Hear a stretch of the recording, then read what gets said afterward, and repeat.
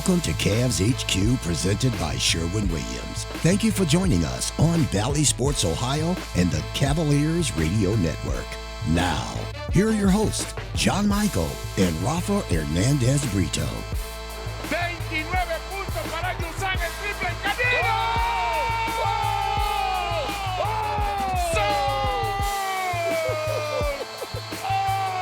Llegaron las 12 para la Cenicienta.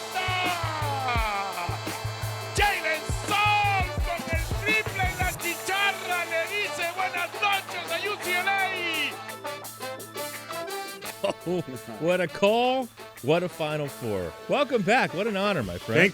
Thank you. I once again, I get lucky to witness probably one of the best basketball games ever played. Not It's just the up there. finish, It's but the up there. game itself. It was just unbelievably well played. And I woke up the next morning and Jensen Lewis, one of our guests from today's show, had tweeted the call. Somebody did a mashup of all the different calls with Kugler, with Jim Nance, and everything. It was and great. You would appreciate this. When I got to the hotel, I listened to it, and I was a little upset that my color guy had jumped all over me with the A little bit.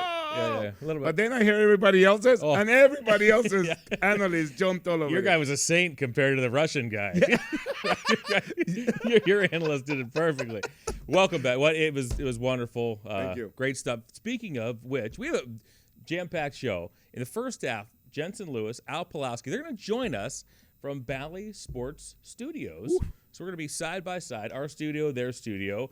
Al, by the way, fantastic basketball play-by-play broadcaster for Cleveland State and what a run the Vikings had. What a run they had. They ran into Houston in the first round, but I think we know it from Joe G, who calls it Concrete State. He's an alum of Cleveland State.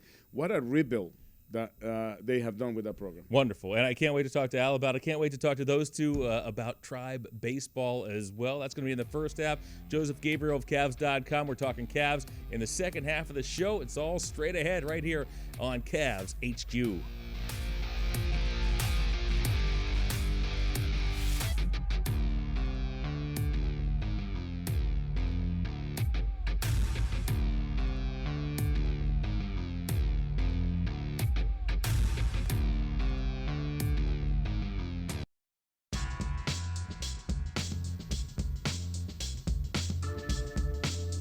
Back here on CavsHQ, presented by Sherwin-Williams, coming to you from the depths of Rocket Mortgage Fieldhouse, John and Rafa. This is a big day.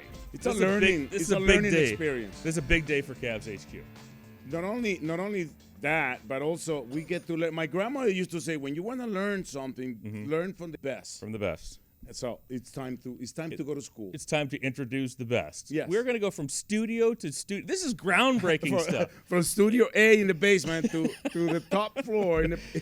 We are going to welcome in Bally Sports Ohio, Bally Sports Great Lakes as well. Sister stations. Here they are. Al Pawlowski, Jensen Lewis, the great Al and Look Jensen. Guys, thank you for joining us. You look terrific. It's like public access on your left, professionals on your right.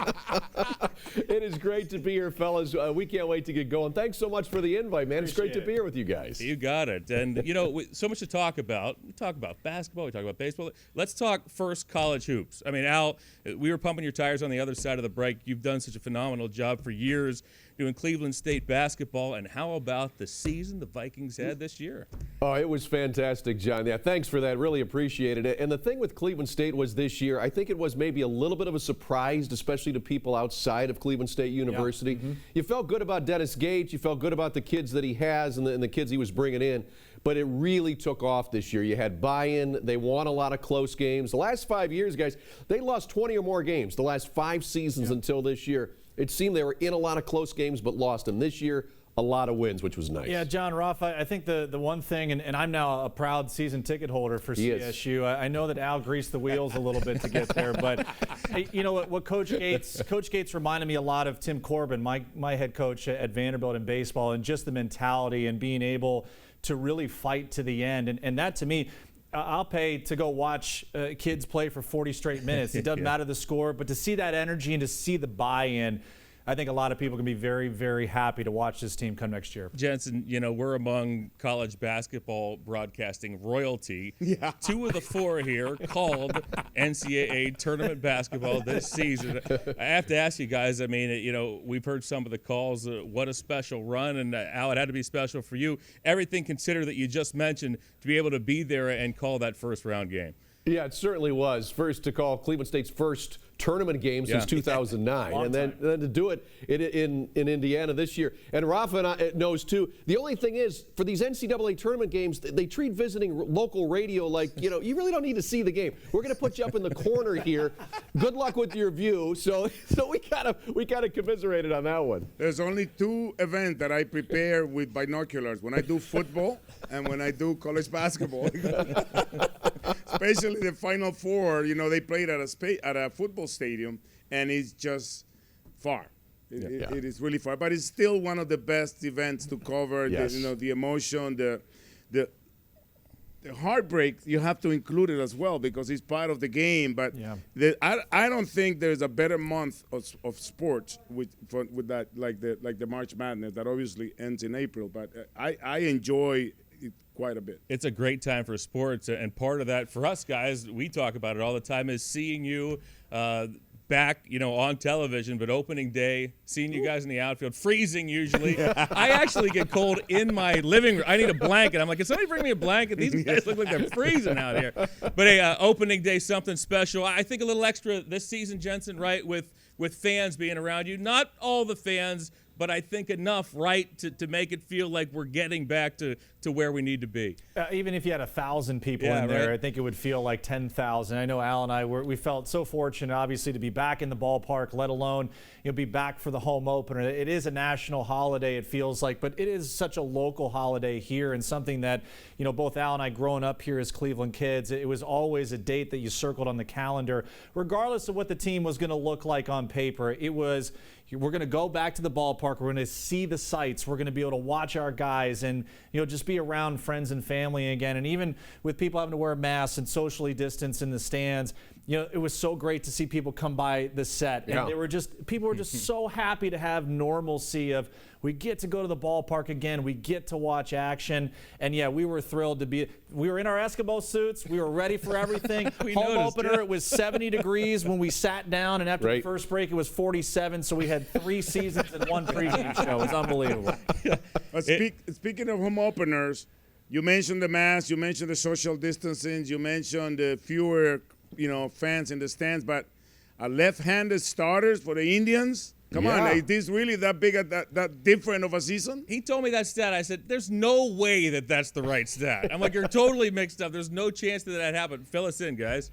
Yeah, you got to go back to TJ House back in 2015 for a left-handed starter to make the opening day roster. And I mean, that was one of my first full years doing the pre and post with Al back when it was Sports Time Ohio. And the first home opener starter, by the way, I had some fun with Jensen. The last lefty to start a home opener was Scott Lewis. Yeah. That was 2009 when he was on the roster. So we know that's a long time ago. That's back when I had really good hair, nice big long sideburns, and back when I was good looking. It's all been downhill from there. Go ahead. 417 games without a starter, a left-handed starter for the Indians. John didn't believe that stat, but even the Dodgers had a longer streak without a left-hander on the mound. So I think it's unbelievable. If I have a kid and he throws left, he's going to be a pitcher. He's in good shape. He only has to throw about 80, 85, and you can still have a living in Major League Baseball. If you're right-handed now and you can't throw 90, they don't even look at you. It's not fair to us righties. It really isn't. Guys, the introductions, again, talking a little bit about opening day, the home opener, that's what always gets me. And again, you said it, Jensen, it doesn't matter who's on the team.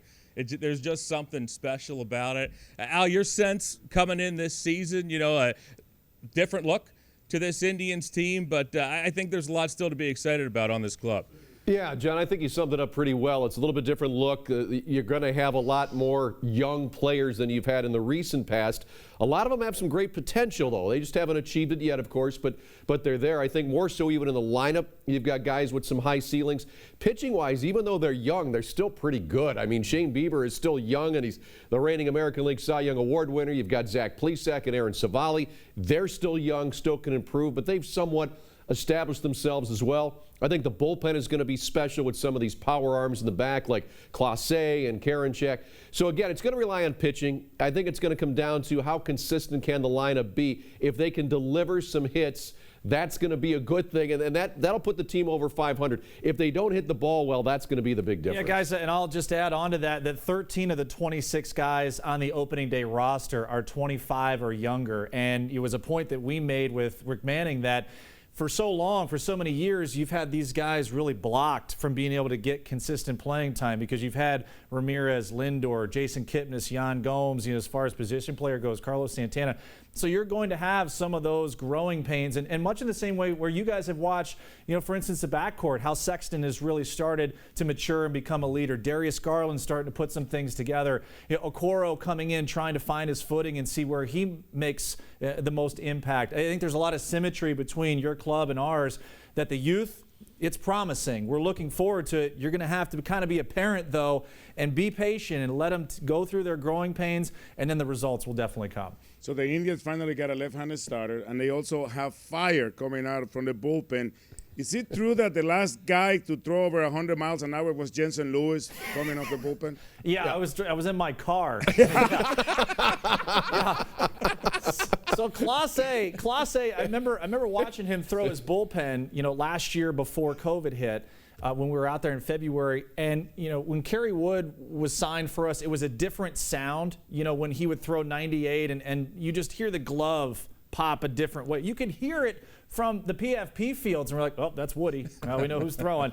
The same thing's going to be when you watch Clase up close and personal. I mean, it's nearly impossible to be able to time up, 101 as it is, but then be able to throw a cutter, and you've got two plane movements so late. I mean, he is going to be a joy to watch, and I think we feel very fortunate that Kluber trade ends up turning into a guy that we think we can really rely on for a lot of years to come. Yeah, extra special arm indeed. It's going to be fun to watch the gas that's going to be coming out of the bullpen this year and probably for the next couple. Now, again, if we can get that offense to be a little bit more consistent, but I guess it's just like basketball too. If the offense can be consistent in the NBA and for the Cavs, you can win a lot of games too, but you've got to have that consistency. Right. And right now, that's the question mark. No question, guys. We certainly appreciate it. We're up against a break. Can you stick around for one more segment? Sure. All right. We'll be back here on Public Access TV, back here on CavsHQ.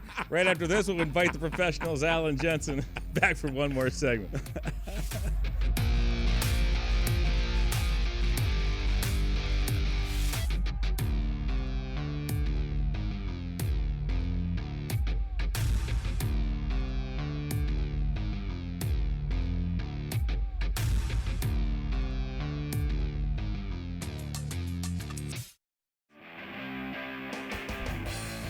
We are back here on our new network, Bally Sports Ohio. This is CavsHQ. Great to have Alan Jensen with us, keeping him around for one more segment. I know that you wanted to talk to them about a friend of our show. Yes, Roberto friend of Perez. my broadcast. Yes, actually, he Roberto Perez, guys, came to do a game with me. The Warriors were playing, and I kept trying to get him involved in the broadcast. And after like half of the first quarter, he goes, "You know what? You do the game. Let me watch the game." This is back in Can I set this up a little bit? This wasn't any game. This was the NBA Finals, right? Rafa has so much carte blanche that he can bring whoever he wants. Oh, hey, Roberto Perez, you want to join me for, I don't know, the NBA Finals?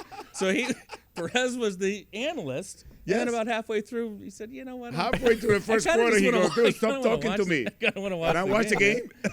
See, Rafa, he's going to have a lot more respect calling a baseball game, pretty much rolling out of bed for him. Calling an NBA Finals game, now all of a sudden the sweat, oh my gosh, what am I doing? I love it, though. Yeah, Berto is fantastic. He's one of our favorites. He's now one of the guys with seniority here with the Indians, but he's been a fantastic guy to have around. He really has. And that's what I wanted to ask you about, because he's definitely one of the leaders now in the clubhouse. He's a quiet guy, but he looks more like a GQ. I think he's competing with Kevin Love for the cover of GQ now with all the LBs that he loves. But it is incredible to see. I love the fact that he got his gold glove at the beginning of the game on opening day. But Bebo Perez, he's for sure one of the fan favorites. Yeah, Rafa, I had a great conversation with him last year just on, the intricacies of pitch calling, presentation, being able to really expand the strike zone. But his hitting, and this was just a couple of years ago, Al, we were just talking about his ability to go to right center field, and that's when he's really locked in, letting the ball get deep in the strike zone. But you throw it down and in, as you saw in Detroit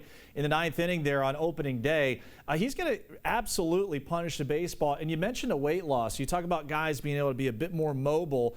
Sandy Alomar really was very strong with him in spring training and saying, okay, hey, that's great. But remember, you got to get through 162 games, and you're used to having, that extra weight to be able to block some balls and be able to get you through. A lot of times guys will come into camp maybe a tick overweight, quote unquote, because you're going to shed the weight as you go through the marathon of the season. So that'll be the fascinating thing for me to watch. He's been so good with the pitching staff, obviously the Gold Glove. Let's see if that translates to a little bit more power in the offense, being able to get that core involved, being able to get through the ball a little bit more. Right. That'll be what I'll be watching as well. And staying healthy, that's a big one for him too, because a couple of years ago when he was healthy for most of the season, he had 24 home runs. So if he can stay healthy, a 25 homer, maybe 80 to 90 runs batted in out of his possession. Yeah, you could be looking at that. But when Berto's healthy, he can be dangerous with the stick. Okay, so what is it, guys? When you have a shift like that, this is more than an uptick, that we've seen in terms of his batting average and in terms of what he's done when you look at the last couple of years. Is it a mindset, Jensen, like being able to take the ball to right? Is it health? Is it more mental, or is it more something he's doing, tweaking physically that leads to a huge jump like we've seen in Roberto Perez at the plate? Yeah, baseball players, we are weird people because he's really weird, by the way. I can attest to that. Everybody, kind of goes about things a different way. That's the beauty of our game. You don't have to do things the way everyone else does. For Roberto, and just kind of watching him in his career here, when he allows the ball to get deep and he's balanced in the box, where you're not seeing him maybe lunge a little bit or he's trying to be over aggressive because you look up at the scoreboard and you see what your batting average is. That's always the balance between guys early in the season and then realizing, hey, I've put in the tee work, I've put in the cage work, I feel good in early BP. For him, I believe that he's at peace now, because there was a time when Yan Gomes was here and Yan was having the lion's share of the starting time. That plays mentally with guys, because you go 0 for 4 with a couple of punch outs, you're like, when am I getting back in a lineup? Right. That's the last impression I left my manager. So he is at peace, I think, now. And as Rafa kind of alluded to, he knows he's a leader now. He knows he's a guy that has the command not only of the staff but the clubhouse as well. Yeah. And how lucky is he? Because he's not afraid to say it. He's actually proud to say it, to have Sandy Alomar in his ear every day, guiding him to how to get through the season. Everything that Sandy has done has been great, except we have not been able to get Bebo to come out on a bike with us and ride it around Cleveland. Good luck. Good luck. Yeah, no kidding. And that's a great point too on Sandy, because he's such a resource to have here. And he's truly a Cleveland guy. Sandy has been here as a player for so long, then as a coach. Sometimes managers. He filled in for Tito last year.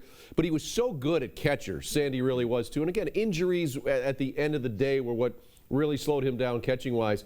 But as far as talking to somebody of how to call a game, how to frame pitches, how to block pitches, how to, with that quick release down to second base on the steals, there's no better resource than Sandy Alomar. And that has helped Roberto a lot. I know it's going to help Austin Hedges a lot. And these two guys already are two of the best defensive catchers in all of baseball. So having a guy like Alomar, it's scary. You can make him even better. Yeah, I'll just add one more thing to that, fellas. As a pitcher, when you know that Berto is going to present in the strike zone to where an umpire trusts him because he is a Gold Glover, much in the same way when you watch Yadier Molina with the Cardinals for so many years, he's stealing strikes, on the black, off the plate. No one else gets that, but it's that rapport, it's that respect. Yeah. And as a reliever, especially when you're coming in, guys on base, he's going to shut down a running game because you don't run on Bebo. We already know that. And then also to be able to block the ball. He hadn't had a pass ball in over 2 years. It's crazy. So you feel confident to throw anything at any time because you know he's going to be a concrete wall. Guys, quickly before we let you go, we have about 60 seconds remaining. Speaking of a coaching staff, I have to ask you about one of my favorite people, not only, in my opinion, the best skipper on the planet, one of the best humans as well. How's Tito doing? He's doing as well as he possibly can. Yeah. If he's at a ballpark, then he's 100% healthy. That's all he cares about. I think for him last year, it wore on him so much to not be there because that really gives him energy to be in the clubhouse, be around the staff and the players. But, hey, he's got the boot on. He's on the mend, and we hope he's going to be here for the whole year. He just sounds a lot better, too. Last year, you could tell just in his voice and in his mannerisms, he was hurting a lot. But this year, he just has a little bit more energy, sounds better. As Jensen said, if he's around baseball, he's a happy guy. We love talking baseball with him. He loves talking basketball with us. Yeah. So we just talk basketball. He loves it. Yeah, he goes to NBA games during the winter all the time. He talks about it. Yeah, he loves basketball. Hey, guys, really a pleasure. We got to do this again. Absolutely. Thank you guys so much. We tell you, we talk about it all the time, what a terrific job these guys do. Thank you for being in our living rooms every day, basically, during the summer. So, hey, keep it up, Al, Jensen. We certainly appreciate it. Well, thank you guys, too. You guys do a tremendous job. Same thing here. In the winter, we're watching the Cavaliers while we're waiting for baseball season. So great job. Watch them on SAP. Put your second audio. Every once in a while, I do. I got to hear both you guys, right? You get tired. Buenísimo, mi amigo. Bally Sports has SAP. Caps en español. You get tired of Austin and me, you have an option. It's only a click away. Hey, thanks, guys. You got it. More Cavs HQ right after this.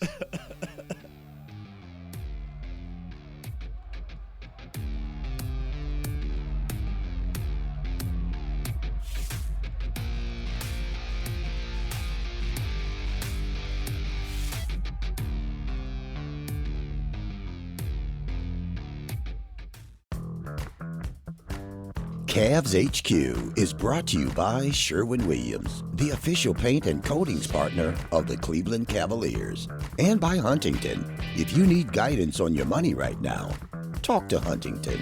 Welcome. Well, as you know by now, involvement in the community is a cornerstone of the Cavaliers organization, as Cavs Academy, Cavs official youth basketball program, has announced the dates and locations of its 2021 summer tour throughout Ohio and Pennsylvania.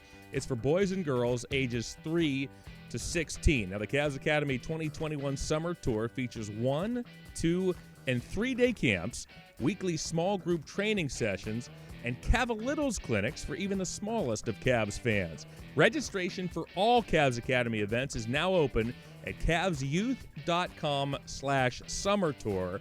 That's cavsyouth.com/summer tour. Cavs in the Community is brought to you by Discount Drug Mart. We'll be back with the second half of Cavs HQ right after this.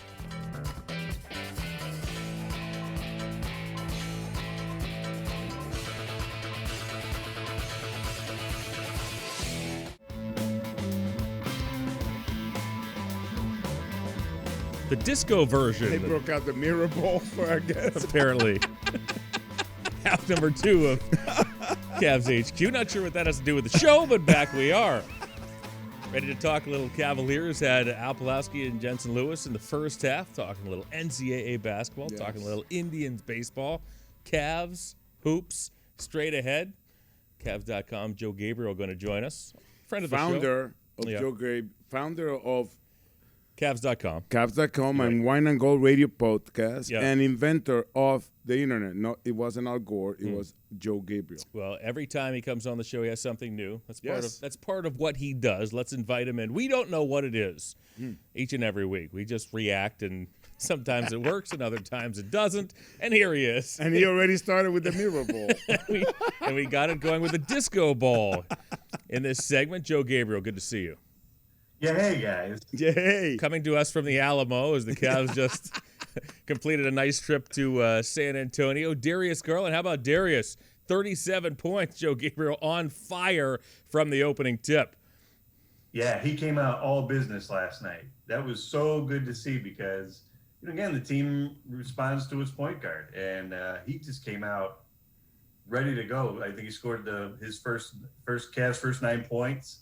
And then just went from there and never slowed down. The thing I liked best about Darius and the Cavs last night, that third quarter, they put their foot on the gas in the third quarter and just stayed on it, So I loved it. I loved last night. I really loved what I saw.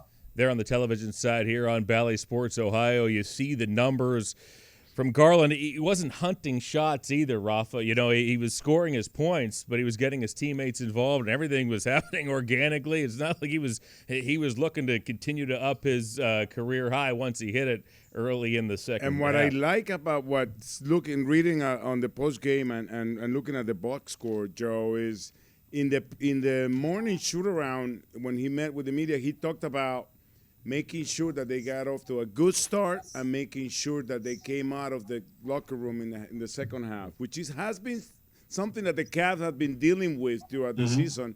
And he definitely kept his word. And like JB said, they know he has that in him. It's just a matter of making him to keep showing that night in and night out. Well, I mean, and he has talked about this, and that he's a quiet guy. He's not a fiery. He's not a Chris Paul. Me too. Point guard. He's a quiet kind of guy. And I wonder if getting thrown out in the game before, if I wonder, because sometimes players play better when they're a little angry and a little on edge. And, he got tossed. And in a way, it was good to see angry Darius because you always see him he's mellow, he's smiling, he's happy all the time. It was good to see him on edge last night, and that's how he played. That was in Miami. He was ejected. Got one technical, but was ejected from the game. And he claimed he's still wondering. We're still waiting for an explanation.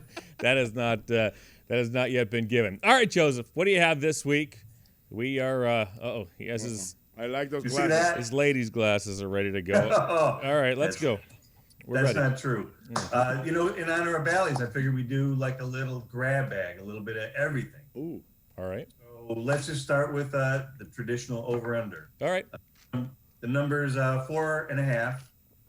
4.5 games for the rest of the season that Darius and Colin will combine for 50 points. Ooh, that's a good one. At the time of taping, 22 games to go. How many times they've done it this year? At least twice that I can remember. 12 at home, 10. Well, against the Spurs twice at least. So. Yeah. I'll say over. I will say over too. I'm going to say over. I'm aggressive on the way that both have been played. Colin's good for 20 a night. And also because you hope that we finally make that turn on the health side. Right. With Kevin coming back, with Dally coming back. And Dally not only comes off the bench and gives them minutes, but also helps Darius when it comes to managing the game and staying on his ear. And I think that's something, it's a voice that Darius respects. And it's a voice that doesn't do anything other than help Darius Garland. I think it's a great point, too, Joseph, how J.B. Bickerstaff at times this season has been splitting up, although Garland and Sexton will start together.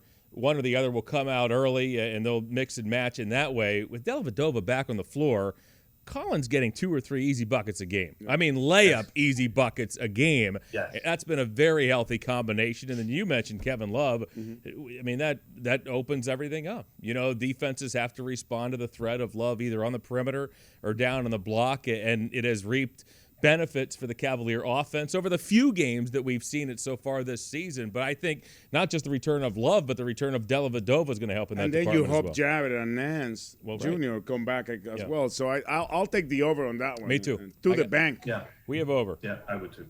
Okay, we have a new game this week. Win, place, or show. I don't know if you guys have ever been to a horse track. Once or twice. Yeah. About the horses. Once or twice? Okay. Yeah. Okay, so let's do a dunk contest. Say the Cavs practice wraps up. We got a dunk contest between the Cavs, and they take it kind of seriously. Say there's some bread on the table.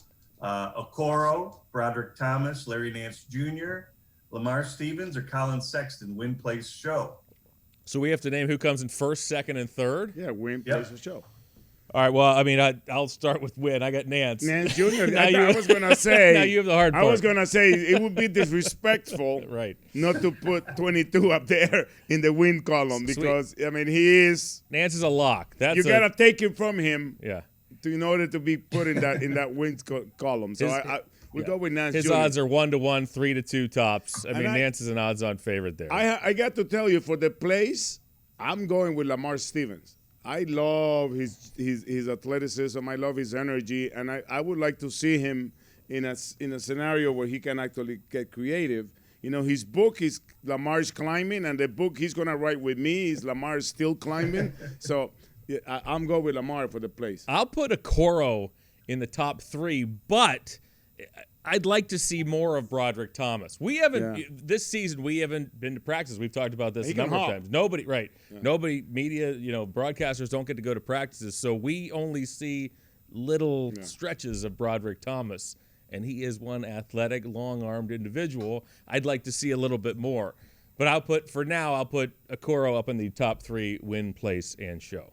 So let's say if we're agreeing together, Nance, Stevens, and Okoro. Yeah.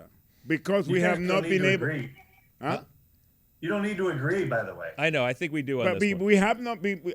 How can you not agree with the fact that we haven't seen Broderick Thomas except for the few minutes that he's on the court, so we don't really get to see what he can do with the ball when he's just So that's dunking it. Right. That's our 1, 2, 3. What's next? Okay, let's go with a pickup. Next year, All-Star Game in Cleveland, 2022, All-Star Game in Cleveland. Who represents the Cavs? I have the choice of Sexton, Garland, Nance Jr., or Jared Allen, or other. I mean, it doesn't have to be those guys, but who represents the Cavs out of that group? That's an interesting question. Cavs are on the clock, by the way. We are. It is the. We have the countdown. The countdown has started already. Is now ours. Yes. And the preparation's long underway. Can't wait for that. Go ahead. I'm going from what I hope what I hope happens. Not much like what I think will happen, but I think having Jared Allen start the season with us, I would love to see him make it to the All-Star game as a Cavalier, especially since he's definitely the core of the foundation of our future. I would love to see that. And you cannot have an All-Star game in 2022 without Larry Nance Jr. There's no way that Larry Nance Jr. with his 22 cannot be involved in some shape or form. Yeah, I would agree. In the All-Star game. The only reason I would not like Larry's chances to the regular game is that it's so based on numbers. Yes. It's so much of it is based on numbers. That's just not what Larry does. He just doesn't put up huge numbers in terms of points. But remember, this is a popularity contest, and you and Joe G have millions of followers on Twitter, and you're gonna get your fans, all of Wine and Gold Nation, to go out and vote for our guys. I think if we're talking odds, I think the odds out of the group that you pick, Colin Sexton would have to be the odds-on favorite to potentially, in his 4th season, take that next step. Especially the way he's been improving. And make the All-Star game, Joseph, right here in Cleveland. You know what? We'll take a quick break. You have more, right? Mm-hmm. More Joe G right after this, right here on CavsHQ, presented by Sherwin-Williams.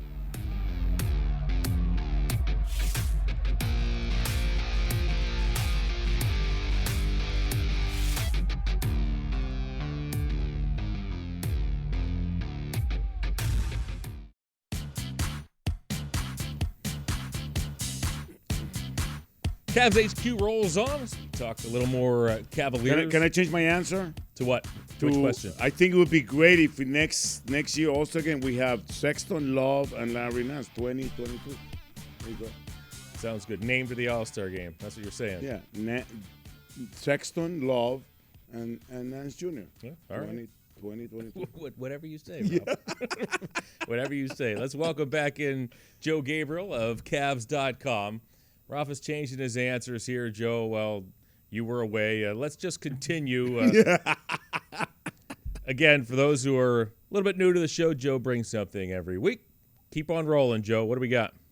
Okay, let's do a win-play show. All right. And this was kind of fun to look up because of the guys who aren't in this. But you guys are both broadcasters. Yes. Former Cavalier and current broadcaster. Would you most like to work with? And I'll give you the list here. Austin Carr. That's it. Forget about it. No. Again, okay. Aside from our guys, Jimmy Jackson, Kendrick Perkins, Shaquille O'Neal, Walt Frazier, Wally Zerbiak, or Richard Jefferson. How about that Win, list? place, or show. Oh, boy. List. Give me the list one more time. Okay.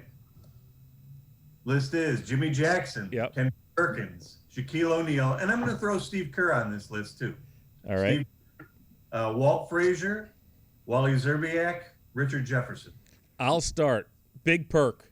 Yeah, carry on. I think you have to say carry on when you say Big Perk. I take Kendrick Perkins. Isn't it funny that he was here near the end of his career, and of all people that you would have guessed, 5 years previous, would have zero interest in ever becoming a broadcaster. He might have been number one. And by the way, in the whole league, he has improved so much. He's great. And He's why is it that I'm also scared to listen to him? Like I'm worried.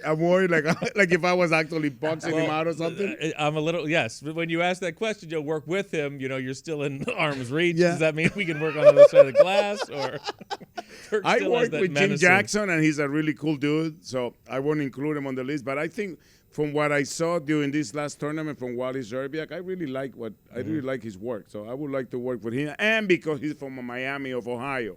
I always get Ohio and Miami of Ohio confused, and for some people, some of my friends don't like the fact that. Don't do that around here. I found out that it's not funny, and so it's funny to me. No, it's not funny.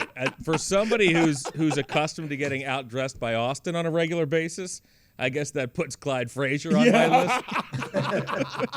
It wouldn't be anything new to get outdressed again on a nightly basis. So I'll be terrified to work with him because I would need a thesaurus with me, like with all the words. Mike Breen just keeps rolling. He just rolls. He just keeps going. That's a good. I like that, Joseph. There you go. There's 3 from us. Let's say this next one is just gonna be straight odds. All right. 4-1, and we'll go back to Jared Allen. 4-1 that Jared wins the field goal percentage title this year. No Cavs ever won it, and if he does, he's at 623 now. He would be the Cavs' all-time single-season leader. So 4-1, he's trailing Rudy Gobert and Richaun Holmes. Yeah, that's a hard one to win. It's a hard one, and he's been bobbing around that number 1 spot, in and out of the list. First off, hopefully Jared gets back on the floor. We wish him nothing but the best in terms of dealing with that concussion. But man, he's always going to be right around the league leaders. Always. If you give me 4-1 odds, I'll take it, Joe. If that's what you're saying, that's 4-1. If I'm going to Vegas and have to take it on 4-1 odds for sure. If you're asking me straight up, if I think he wins it, I think because there's a lot of people in there, it's a tough call to make. I'm telling you, 4-1, I'm down. I take it for sure. Rudy Gobert makes sense for that category because he's always in the restrictive area when he's touching the ball. Richaun Holmes, I just never thought. Not only his shot is a little odd, but he makes. Yeah, he makes a lot of shots. It's like a Joaquin Noah in the paint. Yeah, I'll tell you why it's going to be, to me, rough for Jared. He's done that before. He's won that title before. But because he's playing more minutes as a Cavalier, now he's a full-time starter, right? With the Nets in and out of that starting lineup, comes to the Cavs, same thing at first. Yeah. Now he is the starter. So you get more minutes. You're going to get – it's not going to be just putbacks. It's not going to be just dunks. He's going to be taking more shots. Makes it a little more difficult to do. But I'd take 4-1, Joe. Okay, here's my last one now. All right. And, this kind of goes back – this is a straight-up bet. This goes back – to the days of Vitaly Potapenko and Rafa in the arm wrestling contest. Never forgot about Rafa that. Ducked him. Yeah, he sure did. He was here. He sure did. So this one is, if you put Colin Sexton at one baseline and Rafa at half court, who wins the foot race to the baseline? To the other baseline? Yeah. I do. Yeah. I'm sneaky fast. That's a big head start, Joe. That's a big head start. I'll beat him from the free throw line. I'm dogging you, Rafa. I'm saying I don't know what's a good head start. The top of the circle. Usain Bolt might not get him from midcourt. I'll take it from the free throw line. There's no way you win if you're on the same free throw line if he's in the baseline. There is no way you beat Colin. How about with a basketball in his hands? Oh, forget it. Rafa doesn't even make it to the end. I can throw the ball and chase it. Do I have to bounce it? Because in the dunk contest they don't bounce the ball; they just hold it. Now that's a good question. They both have to dribble. They both have to dribble to the other baseline. Now it's close. Now it tightens up. With the proper warm up, I take him from the free throw line. I don't think I can beat him straight up. With dribbling or not dribbling? No, forget about dribbling. All right. No, straight up. Okay, I'm saying dribbling because I'm saying dribbling, no way. I mean, Colin would smoke me. Yes. John, you're right. I wouldn't make it. But half court is too much of an advantage. Dribbling, I think it's close. If you're dribbling from half court and he's dribbling full court, I think it's close. No. Come on. I'm just saying, I think it's close. I beat him dribbling with my feet. Okay, here we go. It's an excellent question though, Joseph. I'll take the challenge. With Colin, with the ball, I'm taking Colin. And because it's COVID, we can time Colin from the baseline, and then we time myself from the free throw line. That's all we need. Colin sprinting and getting injured. Right. For this stupidity. Wonderful idea, both of you. Let's run it past the coaching staff. I'm sure it'll fly. Yeah. Joe, anything else before we say goodbye? That's all we got. All right. I had something. Wine and Gold Radio on Cavs.com, on Spotify, everywhere you consume your podcast. Wine and Gold Radio. Here's the founder of the podcast, and we're actually looking to have a very, very popular guest on the next episode. Sounds good. Yes. Sounds good. Thanks as always, Joe. We appreciate it. Thanks, guys. We will be back right after this to wind things up here on CavsHQ.